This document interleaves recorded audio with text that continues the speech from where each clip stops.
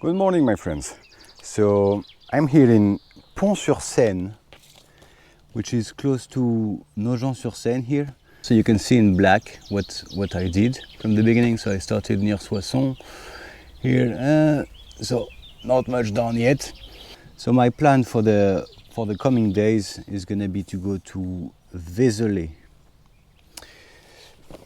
So I guess it's gonna take me probably about 2 or 3 days. Join me for this adventure! Let's enjoy the ride in Pont-sur-Seine before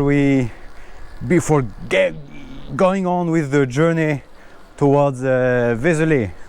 That should take me several days. Look at the beautiful church. Oh.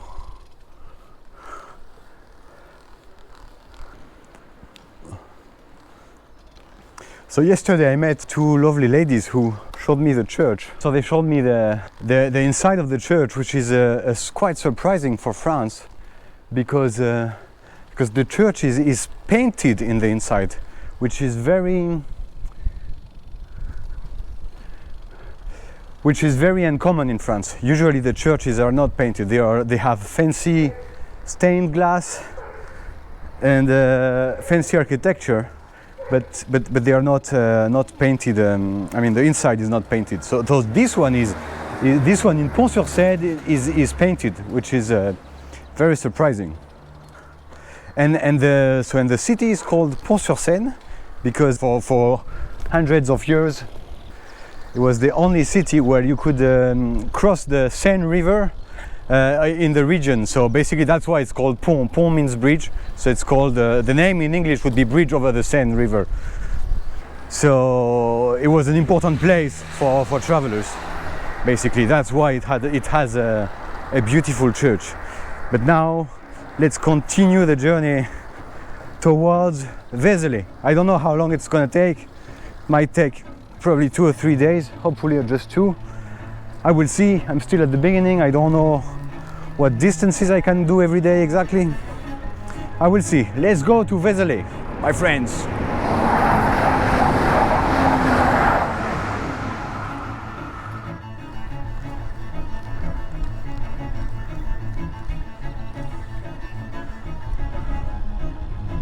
So my friends, okay, I forgot to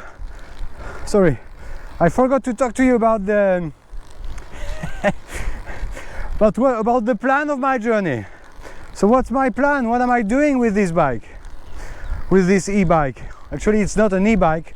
So first, before the plan, let's present you the trike, the e-trike. Well, you can see it has 2 front wheels. On the front here is the black thing is the engine, the electric engine. And yeah, that's it. I have a seat. Look, under my seat I have a cushion because my bottom is a little bit painful. I don't know what did I do, but well, it's a little painful. So I ride on a cushion. I'm very fancy. Well, that's it for the bike, because the back wheel has a gearbox, but you can't really see it because it's packed with things.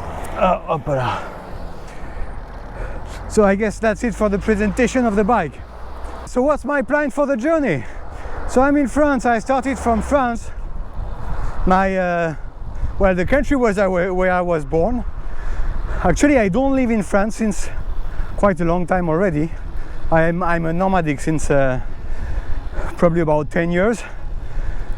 And well, this time to prepare this journey, I've spent almost 7 or 8 consecutive months in France, which is the longest I've spent in France since about 10 years. Well, it took me that long to prepare the journey actually because I also wrote a book about the previous journey. So that's why it took me that long. And yeah, the plan for this journey with my e-bike. So first, from France, I mean, everything I say is just a plan. It could change according to well, you know what's going on now in the world, and So I have to be flexible with my plans. But the plan is to go from France to Switzerland, then Austria, so then I can reach the Balkans. So like Slovenia, Croatia, Bosnia, Serbia, all that. Probably then go to Greece. Yeah, Greece, after Greece. So the plan is to go very slowly actually. So it's possible, well, it's not possible. It's highly probable that in 1 year I'm only in Greece, because I want to go slow basically. So that's the first part. Then after Greece, the plan is to go to Turkey, and from Turkey head south through the Middle East towards Africa. So then after I cross the Middle East, the plan is to reach Cairo, and from Cairo all the way to Cape Town through the East Coast. So that's a long adventure. Oh, forgot to close this bottle again. Yeah, long adventure all the way from Cairo to Cape Town, and then hopefully, if the bike still works, if, well, yeah, then once in South Africa, the plan is to come back to Europe with the bike also, but this time through the West Coast. So that's a pretty long journey. I don't know how it will turn out, but well, that's the plan anyway. And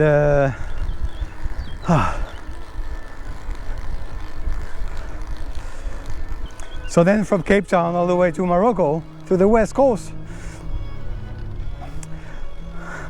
I think, well, I'm planning on like probably 5 to 7 years for the entire journey from Europe to Europe, from France back to France, something like that. I will see. I have no idea. Plans may change. I leave myself very free about the plans. I don't want to have a fixed plan, so I'll see what happens. But the plan for me, the most important thing, what I like, is like traveling kind of old style, so it means overland. I don't mind flying from time to time, to maybe if I want to go see Madagascar or something like that, or some place you can't reach without flying. But yeah, the plan is to basically try to cross Africa without flying. Yeah. So yeah, that's maybe it's not the first video at all, but that could be a little presentation of the first years of this channel. Wish me luck.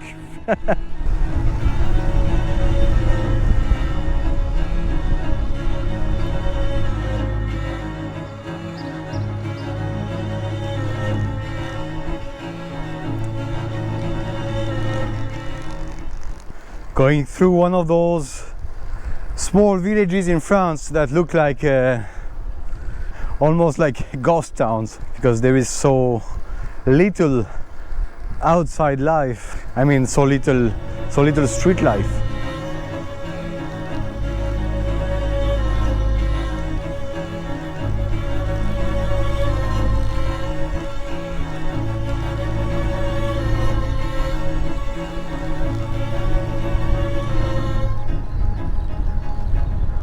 I guess I'm in the middle of the empty diagonal, as they call it in geography in France. The diagonal of emptiness, just fields and forest. That's it.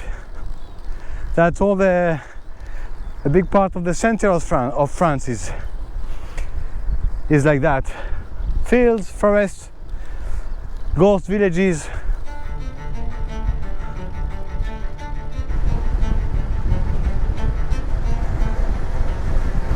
Yeah, downhill. Freedom. It's funny when you go downhill, with all this wind and that, the feeling of freedom you have is unbelievable.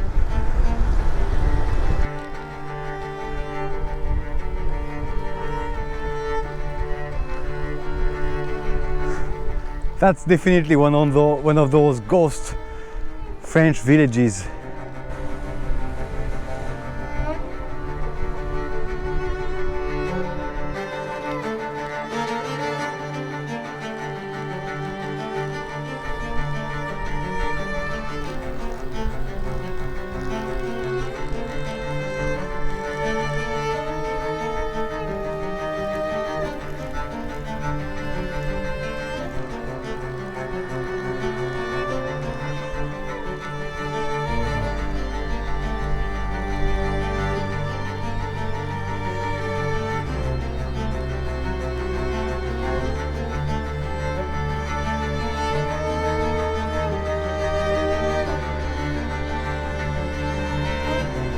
So the village is called Rigny-le-Ferron.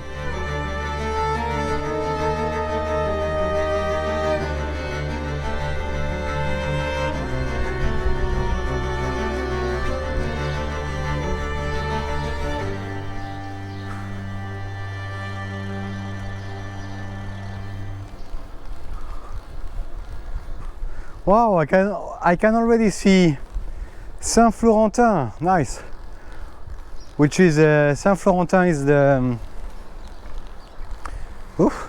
is my destination for today.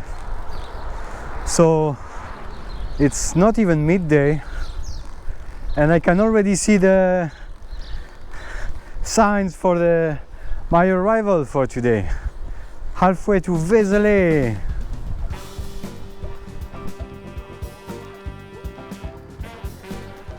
The church of the village of Bérulle. And now I'm not anymore in Champagne. I am finally in Bourgogne. Joyeux enfants de la Bourgogne. Yeah, Bourgogne, Burgundy, basically, in English. And yeah, famous for the food, for the beef Burgundy, of course. And like every place in northern France, Bérulle has its monuments for the dead of First World War. And there is another funny thing.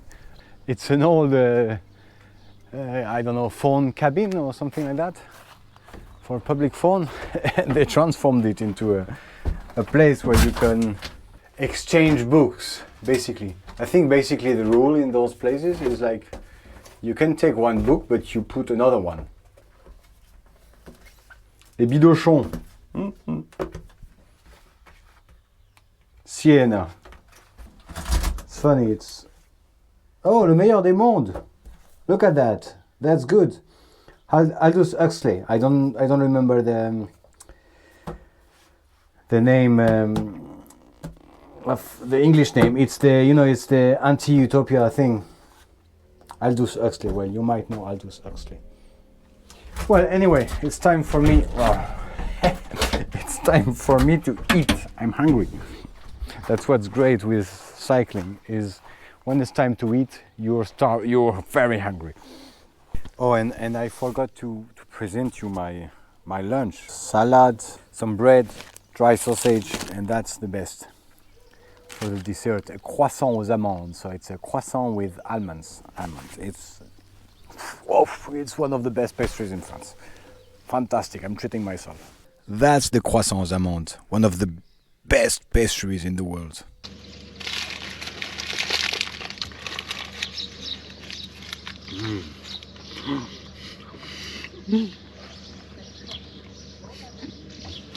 It's unbelievable.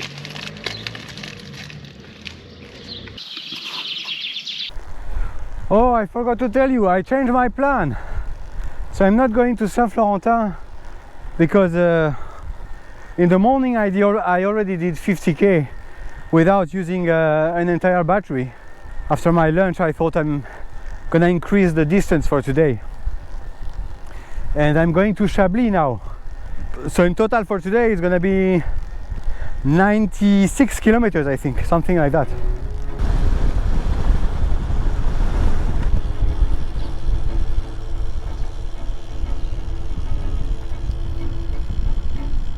Arrival at Saint-Florentin.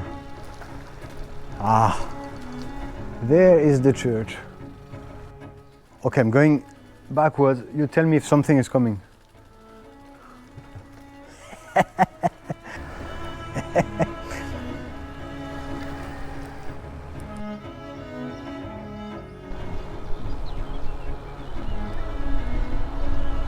Look, that's the traditional boats. The boats you can see is that's the way people were transporting goods, where all their wares before back in the day, as you say. Ooh, nice.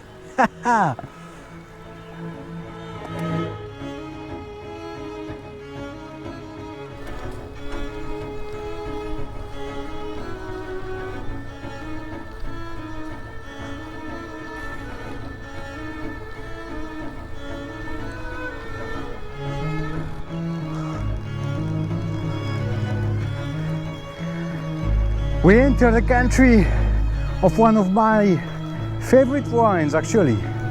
The Chablis is fantastic, absolutely fantastic. You should have a try if you haven't tried it yet.